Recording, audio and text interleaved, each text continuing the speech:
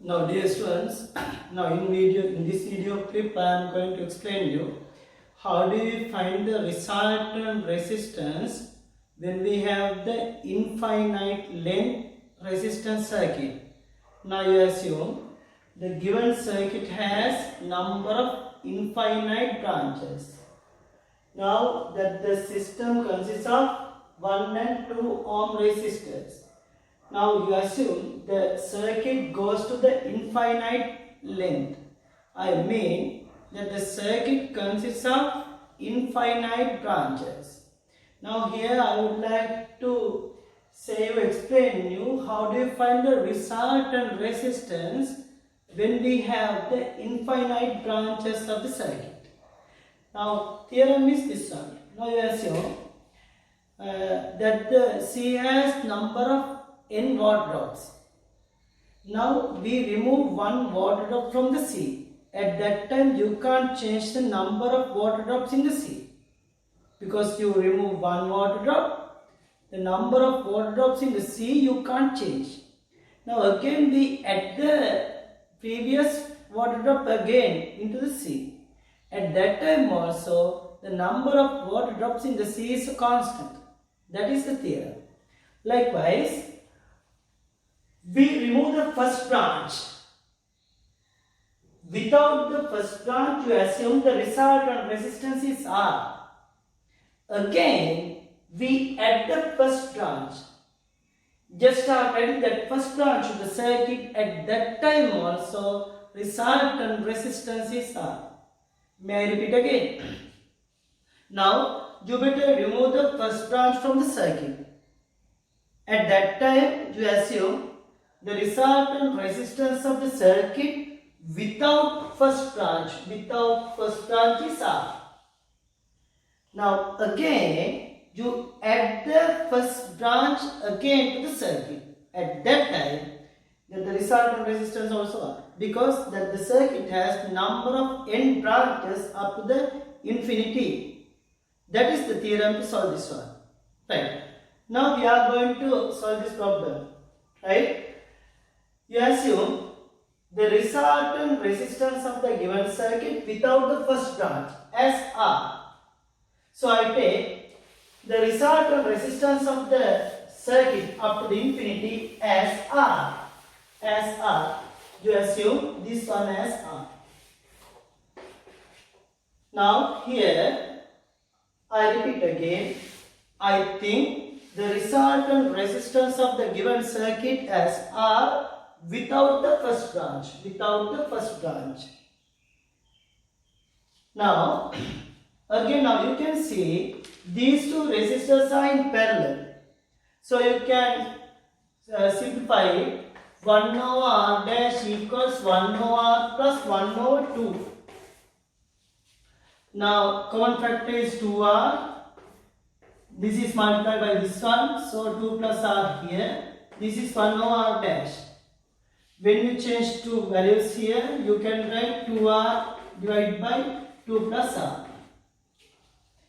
Now, we already simplified that 2 ohms and R. Now you can write it.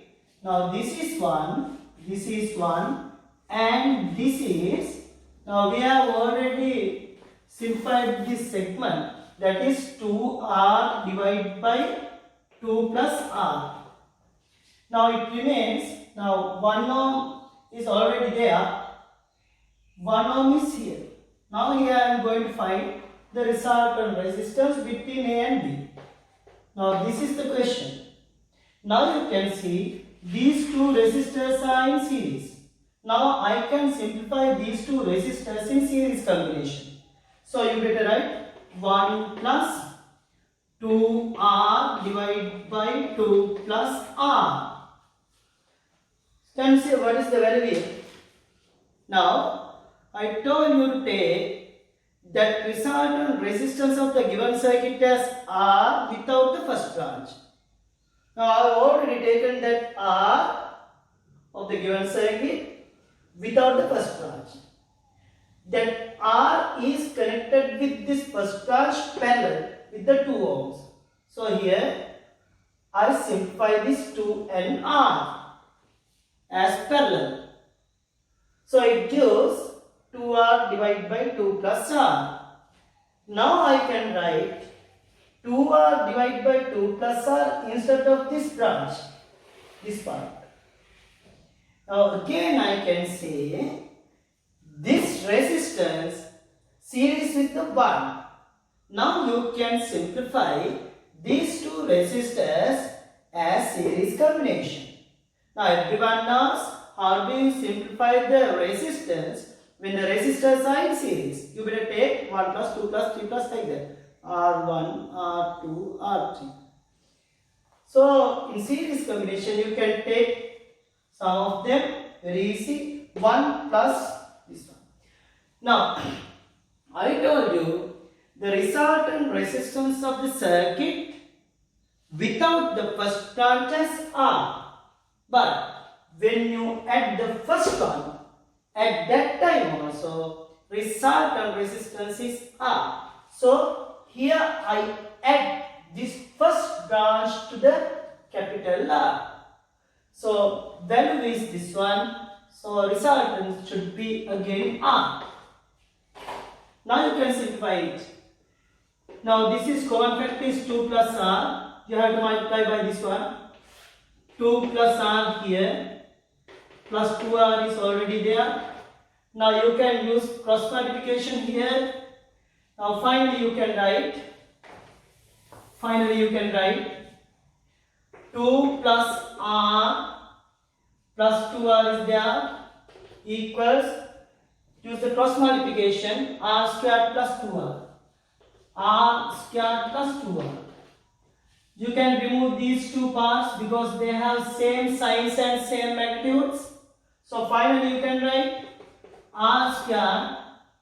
Now when you move this plus R to the right hand, it gives minus R, minus 2 equals 0.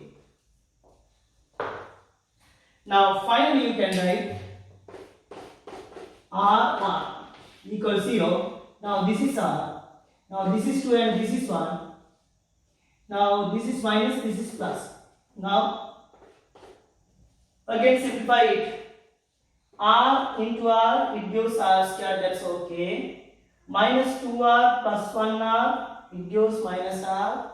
And finally, when you take the multiplication between minus 2 and plus 1, it gives minus 2. Now that the simplification is okay, factors are okay. Now you can write R equals 2O, R equals minus 1. So this is contradiction. R equals minus 1, that is contradiction because resistance has no negative values. Resistance has no negative values. So you can remove that answer. Now this is the answer. Now that is the theorem to find resultant resistance when the system goes to infinity. You better take resultant resistance of the circuit as R without the first branch. Now when you add the first branch again to the circuit, at that time also the resultant resistance is represented by capital R. That is the theorem. Now this is the way to identify resultant resistance when the circuit goes to the infinity. Now we will meet from the next video. Thank you.